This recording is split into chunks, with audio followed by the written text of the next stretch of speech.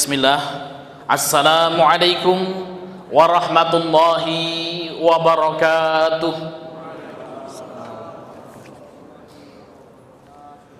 Innal hamdalillah nahmaduhu wa nasta'inuhu wa nastaghfiruh wa na'udzu billahi min sururi anfusina wa min sayyiati a'malina.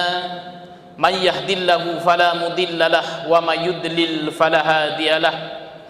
Nashhadu an la ilaha illallah wa nashhadu anna Muhammadan abduhu wa rasuluh la nabiyya wa rasula ba'da. Faqad qala ta'ala fil Qur'anil Karim, ya ayyuhalladzina amanu taqullaha haqqa tuqatih wa la tamutunna illa wa antum muslimun.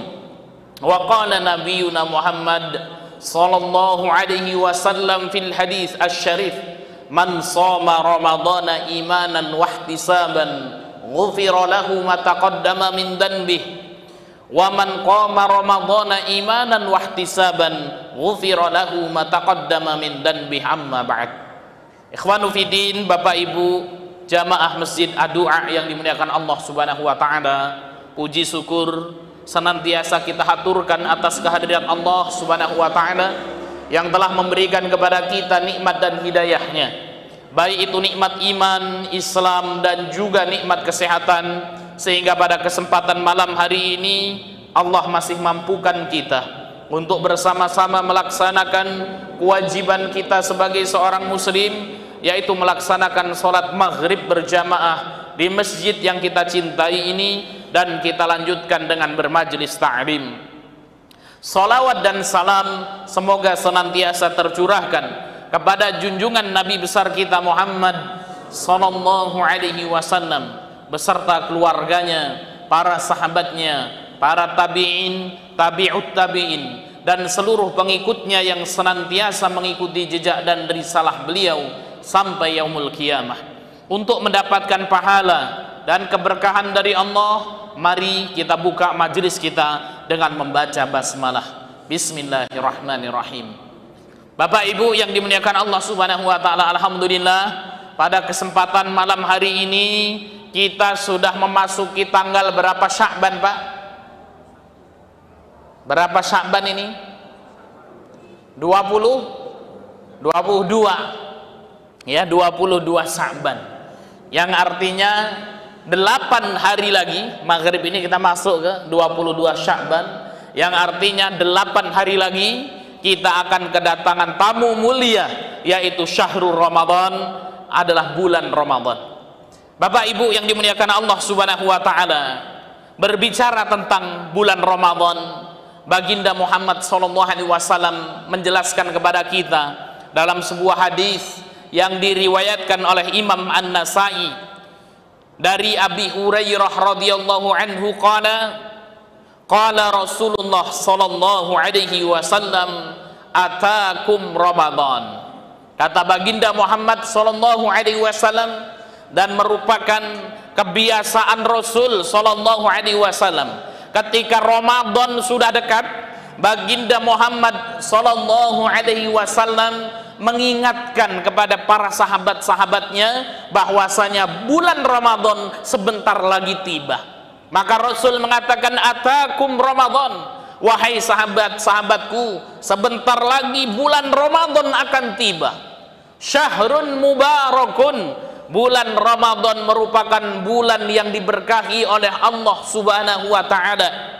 Farradallahu alaikum siyamahu, pada bulan Ramadan Allah Subhanahu wa taala mewajibkan kalian untuk berpuasa Ramadan. Tuftahu fihi abwabus sama, kata baginda Muhammad sallallahu alaihi wasallam, ketika bulan Ramadan tiba, pintu-pintu langit, pintu-pintu surga dibuka oleh Allah Subhanahu wa taala. Saudara-saudara yang dimuliakan Allah Subhanahu wa taala, ada berapa pintu surga? 5 atau 6, Pak, pintu surga? 7 ya, 7 atau 6 ya. Pintu surga ada 8 ya. Kadang-kadang nih kita pingin masuk surga, namun pintunya surga saja kita belum hafal. Ada berapa ini pintu surga? Pintu surga ada 8. Ketika Ramadan tiba, kata Rasul, tuftahu fihi abwabus sama. Pintu-pintu surga semuanya yang 8 itu dibuka oleh Allah Subhanahu wa ta'ala. Wa tughlagu fihi abwabul jahim. Kemudian ditutup rapat-rapat pintu neraka. Ada berapa pintu neraka, Pak? Pak Ustadz nggak tahu juga nggak apa-apa, nggak pingin masuk neraka. Ini kalau ini jawabannya enak kan gitu. Ya kalau tadi nggak tahu jumlah pintu surga itu malu kita, karena kita pingin masuk surga, pintunya saja nggak tahu berapa jumlahnya. Kalau kemudian ditanya berapa pintu neraka, nggak tahu Pak Ustadz. Jawabnya enak aja. Kenapa? Karena nggak mau masuk neraka kan gitu. Nggak tahu jumlahnya berapa juga nggak apa-apa. Pintu neraka ada 7, saudara-saudara yang dimuliakan Allah Subhanahu wa ta'ala. Ketika bulan Ramadan tiba, tughlagu fihi abwabul jahim, kata Rasul. Pintu-pintu neraka yang 7 ditutup rapat-rapat oleh Allah Subhanahu wa ta'ala. Wa tughallu fihi maradatus syayatin. Kemudian setan-setan dibelenggu ketika datang Ramadan. Maksud dari setan-setan dibelenggu ada 2, kata para ulama. Yang pertama berarti hakiki, memang setan-setannya dibelenggu pada hari kiamat, diikat pada hari kiamat, ya sebagai tanda bahwasanya bulan Ramadan telah tiba, telah masuk. Kemudian yang kedua berarti maknawi, sesungguhnya yang membelenggu setan itu adalah seorang mukmin ketika ia berpuasa. Maka orang yang berpuasa, maka dia akan menjaga puasanya dengan baik. Biasanya kalau lewat pinggir jalan, lihat tuh kedondong milik tetangganya, jambu milik tetangganya, kelapa muda milik tetangganya diambil. Tapi kalau kemudian puasa, waduh, ntar dulu dah, ini masih puasa, nanti takut puasanya rusak. Orang yang tadinya bermaksiat, kalau kemudian Ramadan tiba, dia melakukan puasa, maka kemudian apa? Dia akan menjaga dirinya dari perbuatan-perbuatan maksiat. Maka ini arti yang kedua. Ada orang yang bertanya, Bapak Ibu yang dimuliakan Allah Subhanahu wa ta'ala, Pak Ustaz, katanya kalau Ramadan tuh setan-setan dibelenggu, Pak Ustaz, bener? Tapi kenapa Pak Ustadz justru kalau bulan Ramadan banyak terjadi, ya maling-maling itu pergi kemana-mana, pencurian curanmor itu gencar kalau bulan Ramadan, apalagi kalau sudah mau deket Idul Fitri. Bukannya setan-setan itu dibelenggu Pak Ustadz, nah yang nyuri motor itulah setannya, ya. Karena kita berdoa ya minal jinnati wan nas, dari jin, ya, setan dari bentuk jin dan dari bentuk manusia. Baik Bapak Ibu yang dimuliakan Allah Subhanahu wa ta'ala, wa tughallu fihi maradatus syayatin. Kalau Ramadan tiba, maka kemudian setan-setan dibelenggu. Fihi lailatun khairum min alfi syahrin, kata Rasul. Dan di bulan Ramadan, kata baginda Muhammad sallallahu alaihi wasallam, lailatun, ada satu malam, khairum min alfi syahrin, satu malam tersebut keutamaannya lebih baik dari 1000 bulan, saudara-saudara yang dimuliakan Allah Subhanahu wa ta'ala. Ada satu malam yang lebih baik dari 1000 bulan, itulah yang disebut dengan malam Lailatul Qadar. Lailatul Qadri khairum min alfi syahrin, kata Allah. Satu malam Lailatul Qadar itu mengalahkan keutamaannya ya 1000 bulan. 1000 bulan ada berapa tahun? 1000 dibagi 12, ketemunya 83,33333. 1000 bulan itu Bapak Ibu yang dimuliakan Allah Subhanahu wa ta'ala ada 83 tahun. Artinya kalau ada orang yang sholat 1 rakaat di malam Lailatul Qadar dengan niat menghidupkan Lailatul Qadar, dengan niat mendapatkan pahala dari Allah Subhanahu wa ta'ala di malam Lailatul Qadar, maka 1 rakaat sholatnya mengalahkan orang yang sholat selama 83 tahun di luar malam-malam Lailatul Qadar. Ketika ada orang yang membaca Quran satu ayat di malam Lailatul Qadar, diniatkan untuk menghidupkan malam Lailatul Qadar, diniatkan untuk mendapatkan pahala Lailatul Qadar, maka bacaan Qur'annya tersebut mengalahkan bacaan orang yang membaca Quran selama 83 tahun di luar malam-malam Lailatul Qadar. Kalau ada orang sedekah di malam Lailatul Qadar, maka sedekahnya mengalahkan orang yang bersedekah selama 83 tahun di malam Lailatul Qadar. Ibadah di malam Lailatul Qadar mengalahkan ibadahnya orang yang beribadah selama 83 tahun di luar malam Lailatul Qadar. Bapak Ibu yang dimuliakan Allah Subhanahu wa taala, keutamaan yang sangat luar biasa. Siapa Pak di sini umurnya yang paling tua? Ada nggak yang umurnya 80 tahun yang hadir di majelis kita? Tunjuk jari Pak, yang umurnya 80 tahun ada? Ngapunten Mbah, pinten umur Mbah? Mbah yang pakai baju merah nih Mbah. Berapa Mbah umurnya berapa? Iya. 72, belum ada 80. Ada lagi yang lebih tua lagi ada? Yang 80 tahun ada? Ya. Pak Ustadz, kebanyakan kalau sudah masuk 80, innalillahi wa inna ilaihi roji'un Pak Ustadz. Kalau ada satu orang beribadah di malam Lailatul Qadar, maka kualitas ibadahnya, pahala ibadahnya mengalahkan orang yang beribadah selama 83 tahun di luar malam Lailatul Qadar. Allahu Akbar. Bapak Ibu yang dimuliakan Allah Subhanahu wa taala, ini keutamaan yang sangat luar biasa. Dan para ulama mengatakan malam Lailatul Qadar adalah anugerah yang khusus diberikan kepada umatnya Nabi Muhammad sallallahu alaihi wasallam dan tidak diberikan kepada nabi-nabi terdahulu. Umatnya Nabi Isa tidak dapat Lailatul Qadar. Umatnya Nabi Musa nggak dapat Lailatul Qadar. Umatnya Nabi Muhammad sallallahu alaihi wasallam dapat itu Lailatul Qadar. Kenapa? Karena umatnya Nabi Muhammad sallallahu alaihi wasallam paling pendek umurnya. Bapak Ibu yang dimuliakan Allah Subhanahu wa taala, a'maru ummati baina sittina wa sab'in. Rata-rata umur umatku, kata Nabi Muhammad sallallahu alaihi wasallam, antara 60 sampai 70 tahun. Umatnya Nabi Muhammad itu umurnya pendek-pendek, orangnya juga pendek-pendek, hidungnya juga pesek-pesek kalau orang Indonesia tuh, ya. Maka dikasih nih malam Lailatul Qadar, ya, sebagai keutamaan orang yang beribadah di malam Lailatul Qadar, menghidupkan malam Lailatul Qadar akan mendapatkan keutamaan ibadah yang melebihi beribadah selama 1000 bulan, mengalahkan orang yang beribadah selama 83 tahun di luar malam Lailatul Qadar.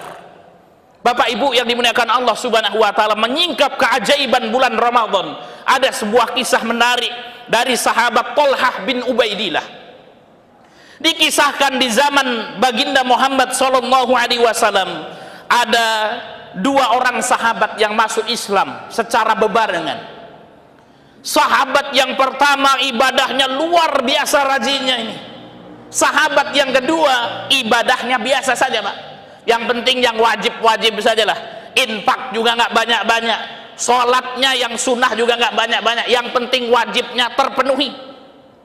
Sedangkan sahabat pertama rajinnya luar biasa. Akhirnya Bapak Ibu yang dimuliakan Allah Subhanahu wa taala, sahabat yang pertama meninggal duluan.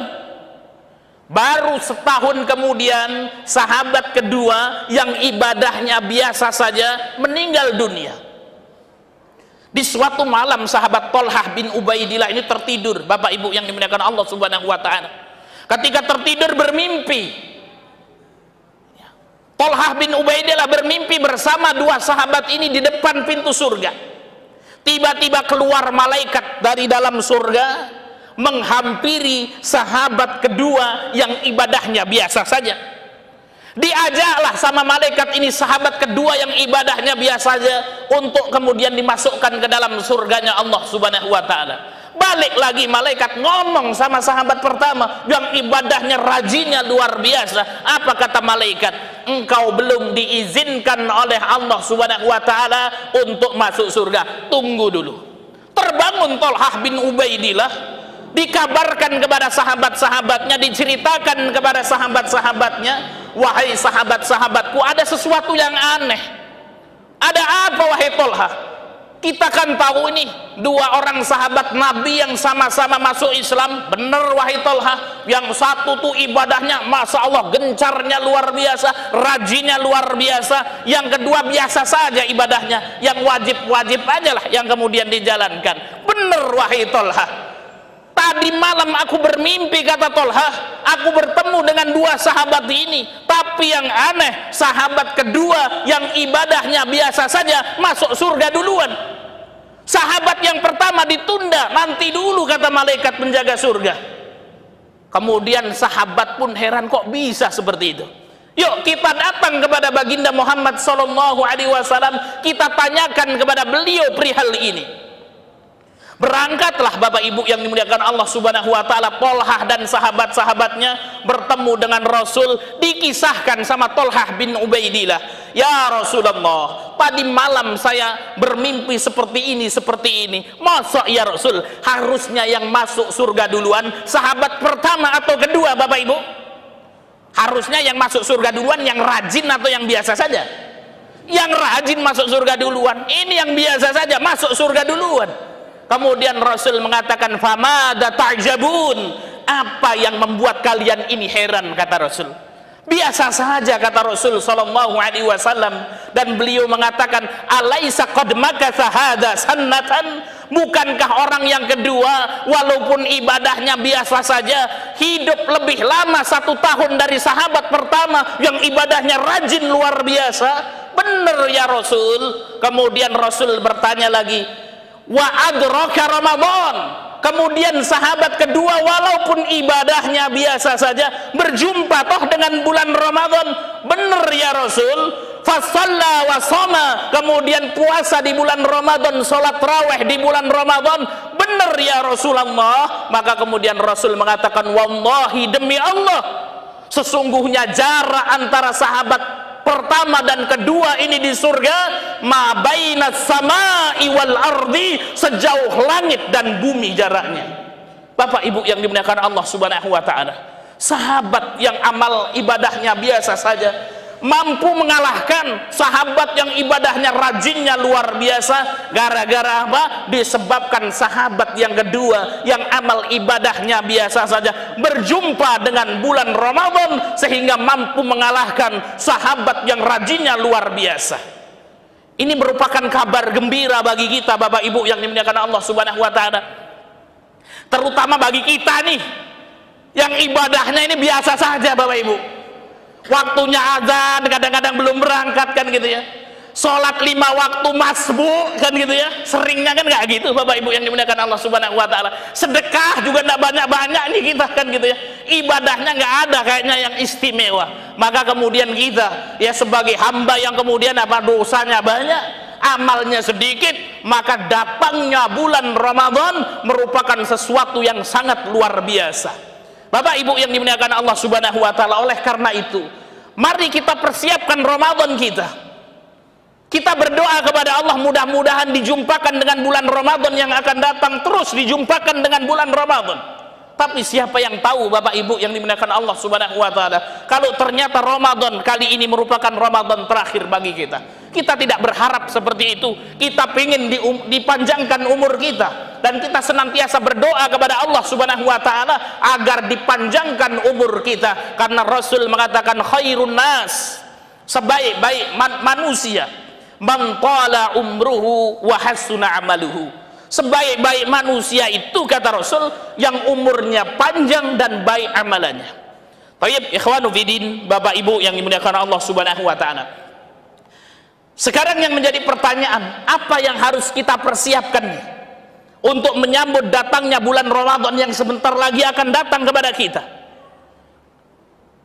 Persiapan yang pertama Bapak Ibu yang dimuliakan Allah Subhanahu wa taala adalah dengan berdoa. Ibnu Rajab Al-Hambali menyebutkan keterangan dari Mu'alla bin Fadl, seorang ulama tabi'in. Mu'alla bin Fadl ini mengatakan, faqad kanu yad'una Allah sittata ashhurin ayyuballighahum Ramadan. Di antara kebiasaan para salafus soleh, mereka berdoa kepada Allah Subhanahu wa ta'ala agar dijumpakan dengan bulan Ramadan 6 bulan sebelum Ramadan tiba, Bapak Ibu. Jadi para tabi'in, para salafus soleh itu 6 bulan sebelum Ramadan tiba itu sudah berdoa kepada Allah Subhanahu wa ta'ala. Sudah dicatat di kalender-kalender mereka. Oh, Ramadan 6 bulan lagi datang, berdoa kepada Allah. Oh, Ramadan 5 bulan lagi tiba, 4 bulan lagi tiba, 3 bulan lagi datang, 2 bulan lagi datang, 1 bulan lagi datang. Nah, ini kita Bapak Ibu yang dimuliakan Allah Subhanahu wa ta'ala. Pak, Bu, ini malam keberapa Sya'ban? Nggak tahu, kan gitu ya. Padahal Ramadan 8 hari lagi tiba, kadang-kadang nih kita belum nyadar kalau kemudian Ramadan mau datang. Kadang-kadang, Pak, nanti malam terawih. Terawih toh, nanti malam toh. Masa berarti besok puasa? Waduh, puasa lagi kan. Waduh, besok puasa sudah nggak tahu kalau malam ini terawih, ya dikabarin besok puasa. Waduh, besok puasa. Kenapa? Waduh, Pak Ustadz nggak bisa ngopi sama ngerokok lagi, Pak Ustadz. Ya, nggak bisa nongkrong lagi nih. Na'udzubillahi min dzalik. Ya, inilah ya kualitas kita dibanding dengan para sahabat, Bapak Ibu yang dimuliakan Allah Subhanahu wa ta'ala. Kemudian apa? Ya, Ibnu Rajab menyebutkan kembali, wa yad'unahu. Kemudian para salafus soleh itu berdoa kepada Allah Subhanahu wa ta'ala sittata ashhur ayyataqabbala minhum. Setelah bulan Ramadan berlalu, mereka berdoa kepada Allah selama 6 bulan supaya amal ibadah mereka diterima di sisi Allah Subhanahu wa ta'ala.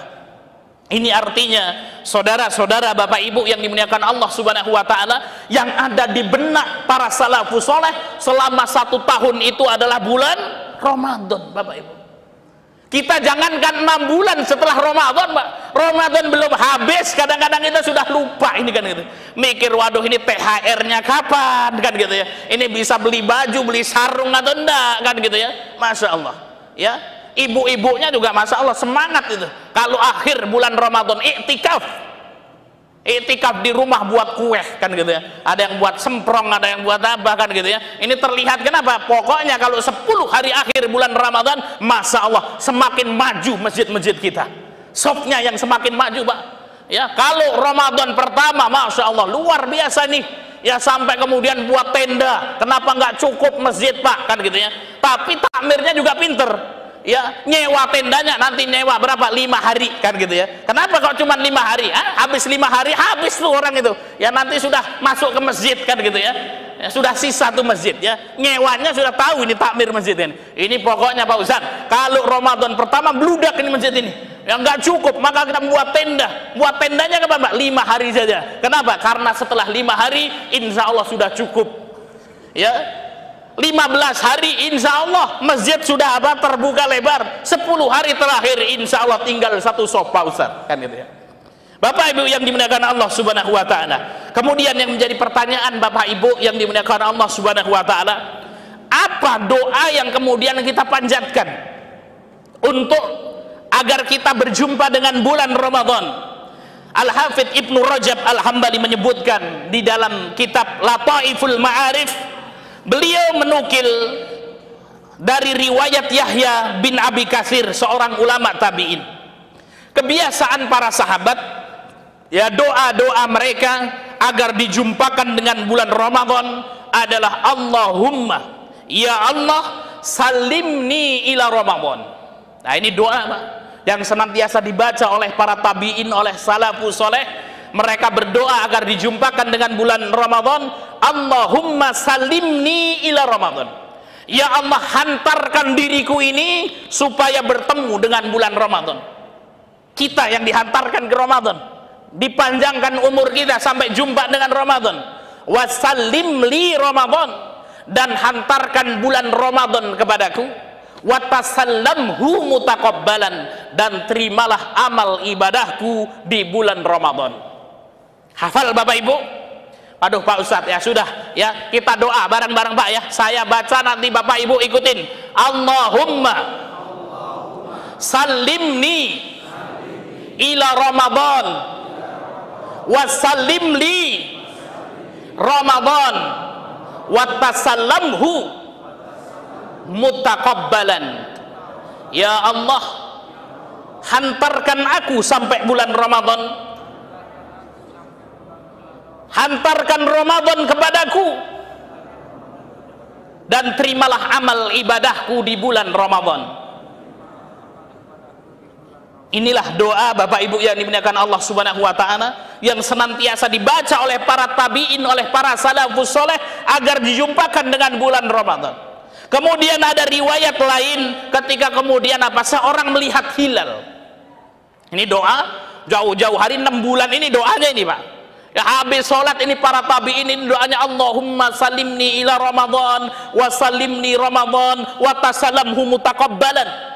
Nah kemudian ketika mereka melihat hilal, oh Ramadan ini sudah masuk, maka kemudian mereka berdoa dengan doa Allahu Akbar, Allahumma ahillahu alaina bil amni wal iman wassalamati wal islam wa taufiqu lima tuhibbu wa tarda rabbuna wa rabbukallah. Ya, jadi kalau kemudian ini doa supaya dijumpakan dengan Ramadan. Kalau kemudian seorang melihat hilal Ramadan, jalan-jalan di tepi pantai, wah Ramadan ini sudah masuk ini, Allahu Akbar, maka kemudian membaca doa ini, Allahumma ahillahu alaina. Ya Allah, jadikan bulan Ramadan yang datang kepadaku ini dengan membawa keamanan dan keimanan. Orang kalau puasa, supaya kemudian dimudahkan puasanya Bapak Ibu yang dimuliakan Allah, maka harus ada keamanan, ketenangan.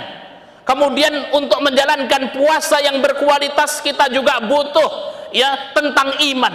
Kalau imannya kuat, kondisinya aman, wassalamati wal islam, dan ya Allah mudah-mudahan Ramadan yang masuk ini membawa kami kepada kesehatan ya, sehingga kemudian puasanya nutup Pak, sehat ketika menjalankan puasa, wal islam wa taufik ya, dan membawa taufik lima tuhibbu wa tarda, terhadap apa-apa yang dicintai dan diridhoi oleh Allah Subhanahu wa taala, sehingga seorang mendapatkan gelar takwa di bulan Ramadan. Rabbuna wa rabbukallah, wahai bulan, wahai hilal, sesungguhnya Rabb kami dan Rabbmu adalah Allah Subhanahu wa taala. Hafal Bapak Ibu? Kalau tidak hafal nanti dibuka di internet, cari Allahumma ahillahu alaina. Baik Bapak Ibu yang dimuliakan Allah Subhanahu wa taala. Kemudian persiapan kedua untuk menyambut datangnya bulan Ramadan adalah dengan melapangkan dada, menghilangkan kebencian di dalam hati kita terhadap kaum muslimin, terhadap saudara-saudara kita. Jadi menghilangkan Pak, udah nggak ada rasa benci lagi, dihilangkan ya ketika Ramadan tiba. Ada sebuah hadis yang disebutkan dalam Sahih Targhib wa Tarhib. Ada yang mengatakan hadis ini dhaif, ada yang mensahihkan hadis ini. Akan tapi juga ada sebagian asar ulama yang mengamalkan hadis ini. Bagaimana hadisnya? Rasul sallallahu alaihi wasallam bersabda, yutalli'ullahu azza wa jal ala khalqihi lailatan nisfi min Sya'ban. Allah Subhanahu wa taala melihat kondisi hamba-hambanya, kata Rasul, lailatan nisfi min Sya'ban, pada pertengahan malam bulan Sya'ban. Fayaghfiru lahu, kemudian Allah Subhanahu wa taala mengampuni mereka, illa musyrik, kecuali orang yang mensekutukan Allah, wal masyahin, dan orang yang masih terdapat kebencian terhadap saudaranya, masih berselisih dengan saudaranya, belum saling bermaafan dengan saudaranya. Saya carikan hadis yang sahih ya, disepakati kesahihannya. Baginda Muhammad sallallahu alaihi wasallam bersabda, ini hadis diriwayatkan oleh Imam Muslim, tuftahu abwabul jannah, dibuka pintu-pintu surga itu yaumal itsnin wal khamis, setiap hari Senin dan hari Kamis. Jadi setiap hari Senin dan hari Kamis, Bapak Ibu yang dimuliakan Allah Subhanahu wa taala, pintu-pintu surga dibuka oleh Allah Subhanahu wa taala. fayughfaru likulli 'abdin la yusyriku billahi syai'an. Maka kemudian ada hamba-hamba Allah yang tidak mensekutukan Allah, diampuni oleh Allah Subhanahu wa taala, diterima amal ibadahnya oleh Allah Subhanahu wa taala, naik amal ibadah yang ia lakukan kepada Allah Subhanahu wa taala, illa, kecuali kata Rasul, rajulan, seorang laki-laki atau seseorang, kanat bainahu wa baina akhihi syahna. Ada orang-orang yang tidak diterima, belum diterima amal ibadahnya, belum sampai kepada Allah Subhanahu wa taala ibadahnya, yaitu orang yang antara dirinya dengan saudaranya ada syahna, yaitu pertikaian, perselisihan, kebencian terhadap saudaranya. Maka kemudian Allah mengatakan kepada malaikat, ungduru, wahai malaikat, nanti dulu ini amal-amalnya belum kita terima wahai malaikat, hatta yastaliha, sampai keduanya berdamai. Ungduru, lihatlah wahai malaikat, disebutkan 3 kali. Allah Subhanahu wa taala mengatakan tunggu dulu, orang yang seperti ini amal ibadahnya belum diangkat, belum diterima oleh Allah Subhanahu wa taala. Apa sebabnya Bapak Ibu yang dimuliakan Allah Subhanahu wa taala? Dia beribadah kepada Allah, namun di dalam hatinya masih ada kedongkolan, masih ada kejengkelan dengan saudaranya, dengan tetangganya, dengan keluarganya. Lalu bagaimana kondisinya Bapak Ibu yang dimuliakan Allah Subhanahu wa taala?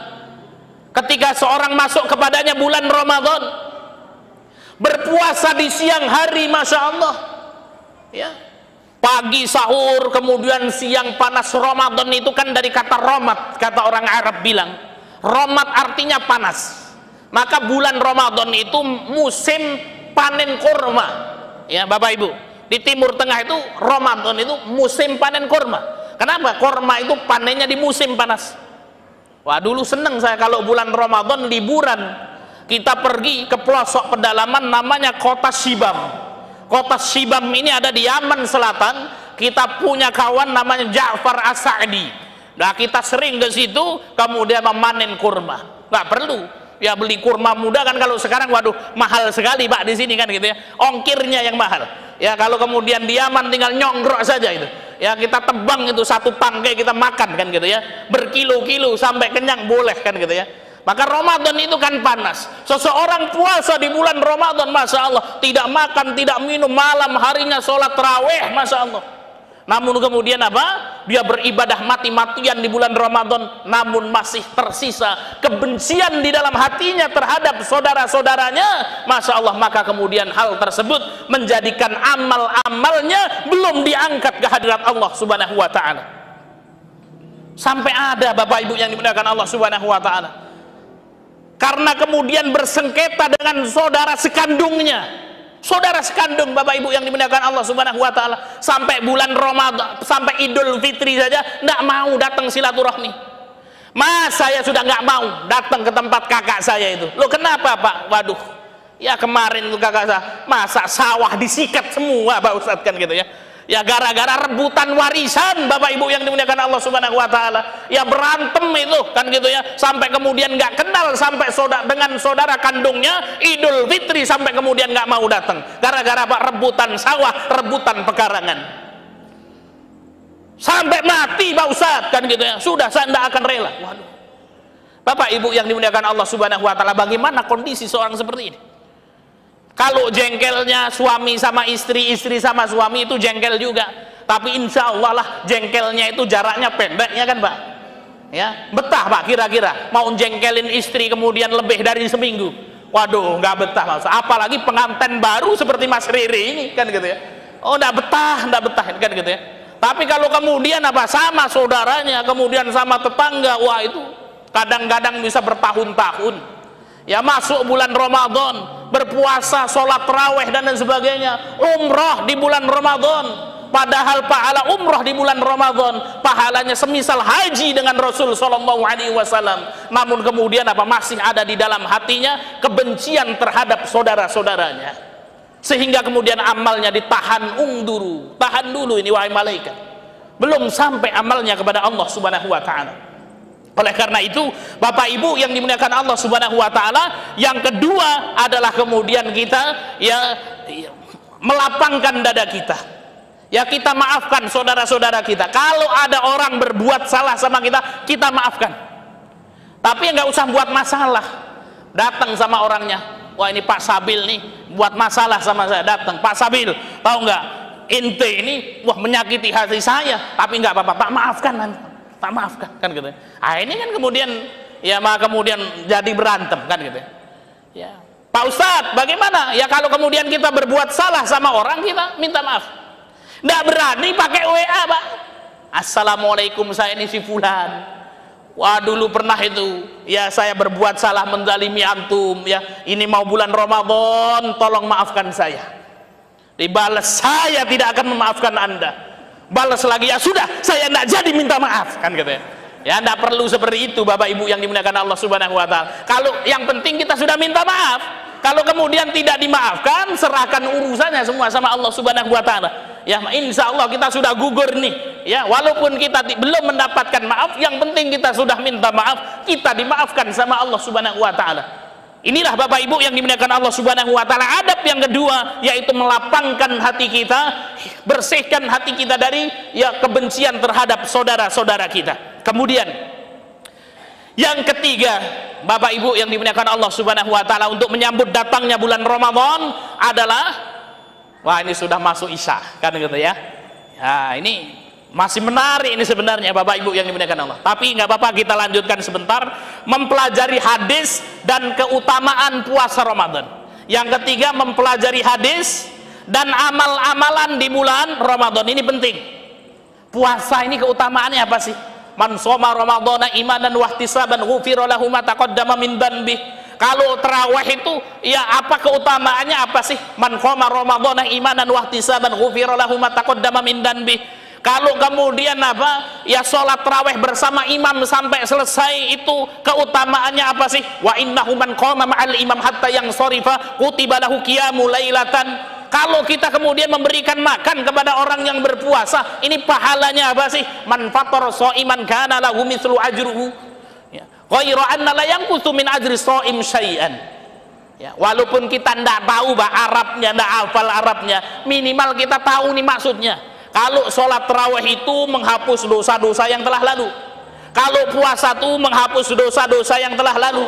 Kalau memberi makan kepada orang yang berpuasa itu, kita akan dapat ya pahala orang yang berpuasa itu.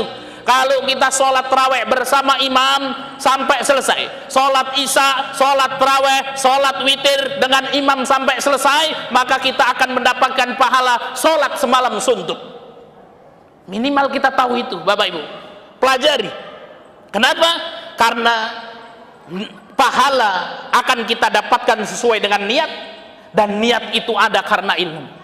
Ada orang sama-sama puasa Ramadan, sama-sama sholat tarawih Bapak Ibu yang dimuliakan Allah Subhanahu wa Ta'ala. Yang pertama berlandaskan ilmu, dia puasa Ramadan. Ketika sahur, ya Allah mudah-mudahan puasaku hari ini ya Allah menghapus dosa-dosaku yang telah lalu. Ketika mau buka, ya Allah mudah-mudahan ya Allah ya puasaku hari ini menghapus dosa-dosaku yang telah lalu.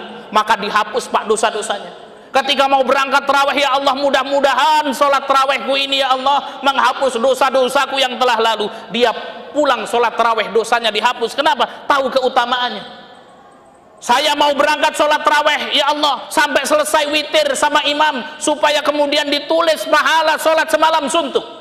Sholat sama imam, witir sama imam, pulang dari masjid doa. Di pinggir jalan dengar teng teng teng teng teng teng teng teng. Apa itu Pak? Orang jualan bakso, makanlah dia bakso. Selesai makan bakso, datang lagi teng teng teng teng teng teng teng, jualan mie ayam. Wah ini kasihan juga ini pedagang mie ayam ini, kalau nggak dibeli nanti nggak dapat duit. Makan mie ayam, pulang ke rumah dia ketiduran, Pak. Tidur ngorok ngiler, tahu-tahu kemudian dibangunkan sama istrinya, Pak bangun sahur, bangun dia. Maka kemudian Bapak Ibu yang dimuliakan Allah Subhanahu wa Ta'ala, dia sudah tahu ilmunya, tadi malam sudah tarawih bersama imam sampai selesai, maka dia pulang ke masjid, makan bakso dicatat pahala sholat, makan mie ayam dicatat pahala sholat, masuk rumah tidur ngorok ngiler dicatat pahala sholat. Kenapa? Karena kemudian dia tahu ilmunya, mengamalkan ilmunya tersebut. Orang yang kedua datang puasa Ramadan, kemudian ya sholat tarawih, bareng ditanya, Pak, kenapa kok sholat tarawih? Mas, Ini kan musim puasa, Mas. Ini musim sholat taraweh, Mas. Ya kita harus taraweh. Sholat tarawehnya kan apa? Ya musimnya saja, Mas. Nanti kalau orang-orang sudah nggak sholat taraweh, kita juga nggak ikut kan gitu ya.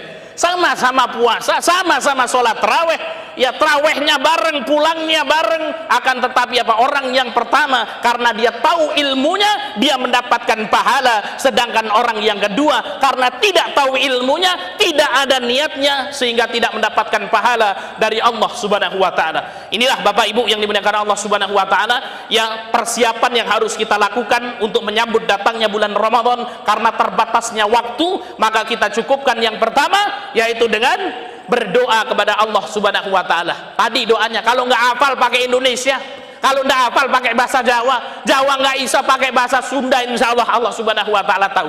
Kemudian yang kedua, Bapak Ibu yang dimuliakan Allah Subhanahu wa ta'ala, salamatu sodrin.